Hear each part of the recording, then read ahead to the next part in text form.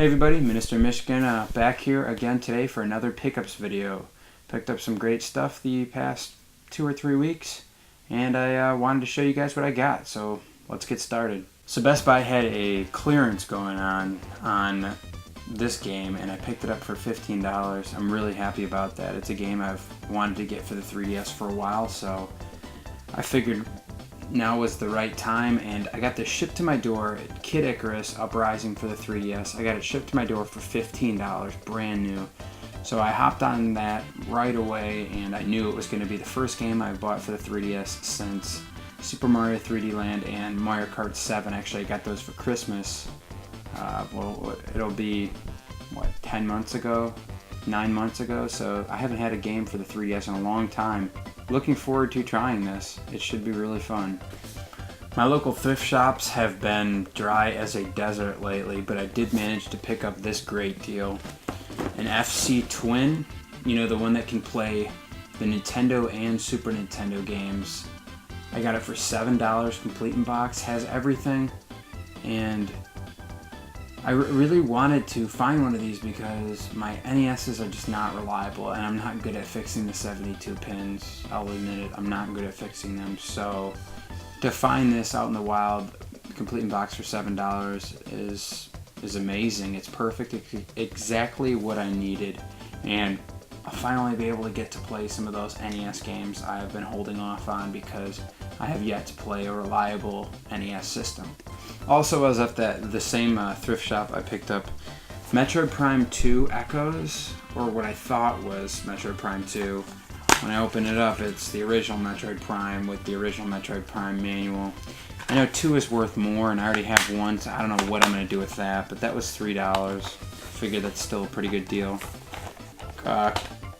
Custom Robo I got for $2. It's boxed.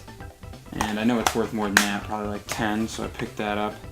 And then I was really excited to find WarioWare, but it was $3. And I figured that's just about as much money as I want to spend on this. I opened it up to find the manual, but no game. I asked them if they'd give it to me for free, but they wouldn't. They said they'd give it to me for $1. And because I know it's going towards a good company, I said, okay, I'll pay $1. But I wouldn't normally want to spend $1 on a GameCube game like WarioWare that's not that valuable just for the case and manual, but whatever, I didn't care about $1 that day. There's a local Facebook page I am involved with for games and movies and whatever, and somebody posted that they were selling GameCube games for $3 a piece. So I immediately jumped on this one. It's Super Mario Sunshine, and I was happy when I received it that it was complete with manual and the game was in great condition. I own this disc only already, but I've wanted to own this with the box and manual for a long time. Now I know it's player's choice, but still really happy to have this game, and unlike some of you guys, I enjoy this game. I haven't gotten that far in it, but my cousin and I used to play this game a lot. It was tough from what I remember, but I'm looking forward to someday actually going back and trying to beat this game. To those of you crabby game collectors that say there's no good deals at game stores, I say that's not true. You just have to know what you're looking for. I think that game stores have deals to be found, but that you really have to be an expert on games because the prices tend to be really high for some stuff and actually kind of low for other things that are on eBay for a lot more money. So here's a bunch of examples of games I got for cheaper in a game store than on eBay. And this was a local shop that I barely like to go to because it's the most overpriced piece of crap. Well, at least I used to think it was until the other day when I decided to really look around, and I found some great deals. So I picked up these games for buy 2, get the third one free. Super Bowling for the N64, Beast Wars for the N64, and Lightning Force complete in box for the Genesis, a shmup that I've wanted to play for a while, so I'm really happy to have that. I think this came out to about $30 total, something like that, $33 total. Beast Wars was about $23, and Lightning Force, Super Bowling was like 10 or something, or 8, and Lightning Force was like 10 or 12, I don't know, but it ended up costing around $30. for games that are going for a lot now. Beast Wars, you're looking at around $50. Super Bowling, you're looking at somewhere around that also. And Lightning Force is an easy $20 plus game, complete in box. Then I decided to go right back to the same game store and do the buy two, get one free again, and I got Indiana Jones for Nintendo 64. This was not with the box or manual, this was the cart only I got from the game store. I actually bought the box on Nintendo Age for $20. I already had the manual, so I finally had this complete, but I got the cart from the game store for like $11. General Chaos, complete in box for the Sega Genesis for something like $12. And then Shadowrun for $15, complete in box. And Shadowrun's like a $30 game at least. General Chaos, you're looking at like $25 complete in box. And Indiana Jones, you're looking at about $15 to $20 online. And I got those buy two get one free, so it cost me somewhere around a little under $30 maybe for the two. So that was a really good deal. Once again, I didn't have to pay eBay prices, shipping, all that crap. Speaking of eBay, I had a nice snipe this past week. I got Mario Kart 64, not the Player's Choice Edition, the original print, boxed with a nice cart, with nice manual for $20 shipped. I've been looking to get this game complete in box for a while, and I already had the manual. So the right price finally came along to get a Mario Kart with the box that's in good shape for $20. Shipped is really hard to do. The cart is at about $20 right now, but expect that to go back to around $25, $30 when you get closer to Christmas time. Had my best finds of the week at the electronics resale shop. I picked up a PS1 with the screen, the official screen. PS1 games look awesome on the screen. I highly recommend it for anybody that has a PS1 and wants to play the games in the best looking format. I would say the PS1 screen is a must-have. For $2 a piece, I got Vigilante 8 for the N64, card only. Doom for the SNES for $2, card only also. But a game that ranges from about $15 to $20, so this was a really nice find. C2, Clay Fighter 2 for the Super Nintendo for $2. And this is a game that's about a $10 game, so it was a pretty no-brainer. I don't know if I'm going to keep this for my collection. I'll give it a try, but if I don't like it, I'll make a few bucks on it. Mutant League Football, a really fun, but kind of glitchy, and I don't think as good as people say the game is. Definitely worth more than the $2 I paid for it. For $2, I picked up Mike Tyson's Punch-Out. This was a no-brainer. I know this game's at least worth $10. And a fun fact, this game is easily one of my favorite for the NES. I don't love the NES like some people do, but I love this game. This game is aged really, really well. And it's one of the most playable for the system, and it's tough, but it really rewards you if you play it a lot. The last game I got there was Star Wars Knights of the Old Republic 2 for the original Xbox. This game was complete in box, the black label, not even the Platinum Hits edition. This was $3, and a game that's easily worth, I think, $20, $25 at the least. So really happy to get this game in the original black print, because I have this game Platinum Hits and it was not cutting it on my shelf, so I'm going to be able to sell the other one and make some nice money on it. Also picked up a couple of controllers there. A nice Sega Genesis 6-button controller in really good shape. It was $3, and anytime I can find these models, particularly the ones with the 6 buttons, I definitely always pick them up when they're only a few bucks, because I can never have too many controllers. And also got a Super Nintendo controller for $3.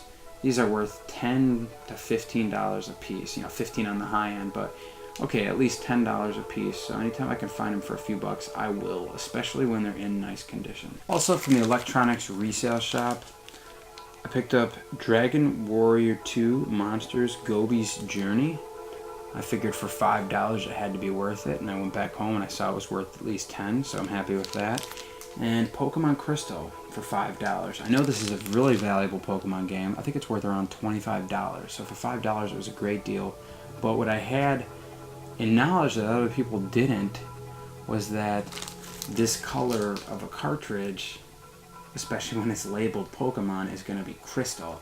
And I don't think some other people probably knew that, but I had that knowledge on them, and so I'm going to make myself some money from it because I already own this cart. Definitely the oddest find of the year. I was on my daily, or I try to make it daily, jog, and I heard a noise behind me as I was crossing the street. And it was a very distinctive noise of something hitting the pavement that I thought, is this a game? Was that a Game Boy?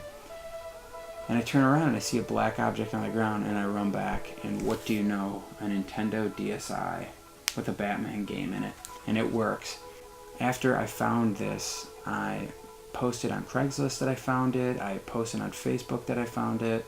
I definitely notified people, and it's been probably about a month and a half to 2 months since I found this, and I feel very bad for the kid that lost it, but I know that if I give it to the police, they're never going to find the kid, and it'll end up just sitting there. So I figured at least I'll enjoy it more than just sitting in the police. I had a friend who contacted me about wanting to sell some games, and he needed some money for bills, so I said, of course, sure, send me a list. And he sent me some stuff, and we worked it out. So I bought everything from him, and I told him what I was going to buy to resell and what I was going to buy to keep for my collection. I feel like when you're dealing with a friend, you need to be really upfront about, if you're going to be reselling it. You don't want to hurt anybody's feelings, and you don't want to feel like that you're being backstabbed if you're that friend. So I let him know that I was keeping, this and that, and he didn't have any problem with it. So what I did was I gave him about half of what I thought the value of everything was, because I needed to make a profit off of it, and I gave him the cash instantly. So he was happy with it, and I was really happy with it. So the first part of our deal was a Nintendo 3DS, black, in this nice carrying case. It was complete in box also. He has the original box he gave me, and it's got this really cool case. And that also came with Legend of Zelda Ocarina of Time and Pokemon Black. And I'm going to sell Pokemon Black because I don't think I'm going to be interested in that game. And I'm also going to sell Legend of Zelda Ocarina of Time because I already own that game for my other Aqua Blue 3DS. But I'm going to keep the 3DS because I like the black color, and I always lend my girlfriend my Aqua Blue, so I'm going to let her keep that one, and I'm going to play the black one, so we both can have one now. So the second part of this trade was for a Nintendo 64 system and some games. So when we made this deal, I assumed, based on the pictures he had sent me, that I was going to get some loose carts and a loose N64 system. But I was really surprised to see, when I finally got the items, that he actually had given me a complete in-box Nintendo 64 Atomic Purple Extra Controller, whatever, edition, and in great shape.